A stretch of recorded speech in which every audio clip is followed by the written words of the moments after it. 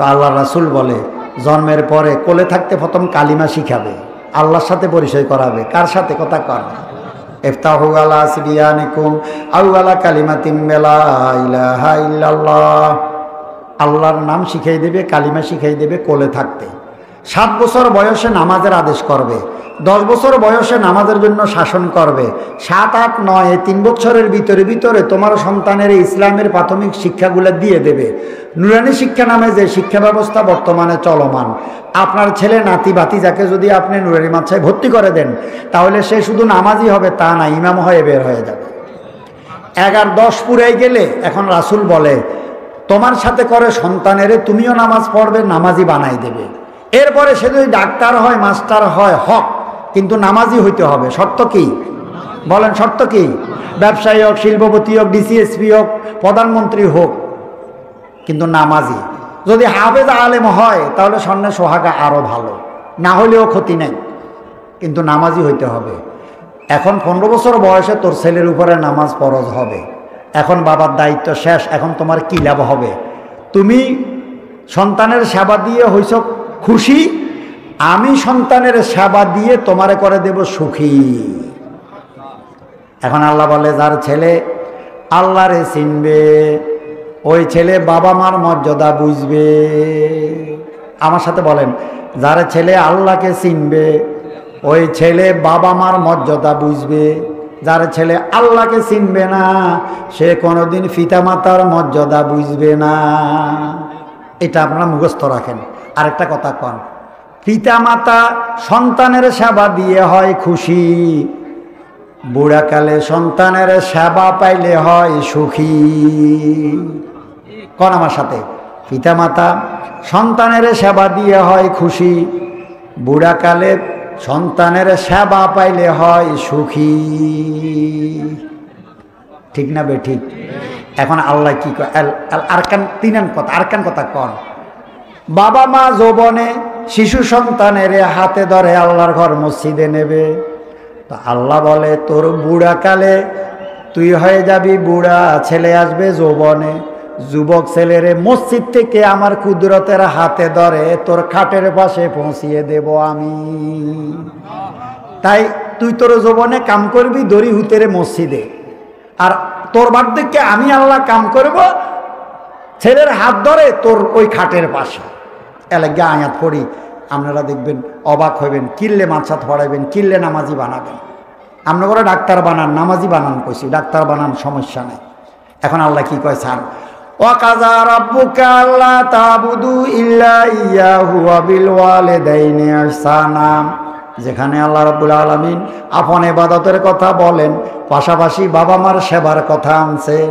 আল্লাহ বলে আমার ইবাদত করো, পাশাপাশি বাবা মার সেবা করো। আল্লাহ কি বলছেনি? বলেন না, আপনি হুতেরে আবেদ বানাই দিয়েছেন মসজিদে, আল্লাহ বুঝি হুতলো পাগল হয়ে গেছে না? আল্লাহ বলে ও সন্তান, আজান দিছে মুয়াজ্জিনে, তুমি আসছো মসজিদে, আমি খুশি। তবে তোমার বাপে আমার পরিচয় করাইছে, এখন আমি তোমারে বলবো তোমার বাবা মা ডাক দিলে তার পাশে যাবে। এল কেমনে যাইব? সান ইম্মা ইয়াবলুগান্না ইনদাকাল কিবারা আহাদুহুমা ওয়া কিলাহুমা।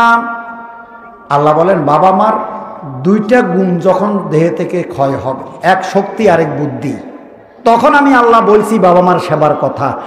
বাবা মার শক্তি আর বুদ্ধি যতক্ষণ দেহে থাকে ততক্ষণ সন্তানের সেবা করে বাবা মা 80 বছর বয়সে। এখানে আমরা অনেকেই সন্তানের সেবাত আছেন, এখন আমি আমার সন্তানের সেবা করি। তা আল্লাহ বলে যেদিন বুড়া হবে বাবা মার উভয়জনকে অথবা কোনো একজনকে শক্তি আর বুদ্ধি যখন লেস হয়ে যায় তখন তাদের সেবার কথা আমি তোমাকে বলছি।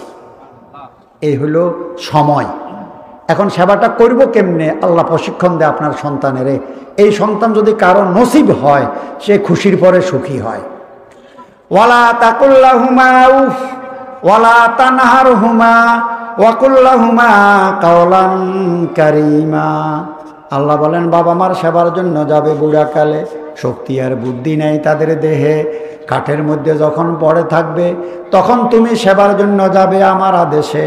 তবে যাবে যেন আমি আল্লাহ জানি, সেখানে গেলে তোমার বিরক্তি লাগবে, সেখানে গেলে তোমার গোসা আসবে। শব্দ দুগা কইছি এখন। সেখানে গেলে বাবা বিছনা নষ্ট করে আছে, ও সন্তান, তুই যাইলেই মাত্র এই তোর কাছে বিরক্তি লাগবে, আবার তোর গায়ে গোসাও লাগবে, রাগও লাগবে। কেমনে? বিছনা নষ্ট। বাচ্চা ছেলের সেবা দেওয়া আর বাবার সেবা দেওয়া, বুড়ার সেবা দেওয়া এক নয়, আল্লাহ বলেন। তো এখন ঢুকলে লাগবে বিরক্ত, লাগবে না? লাগতো না?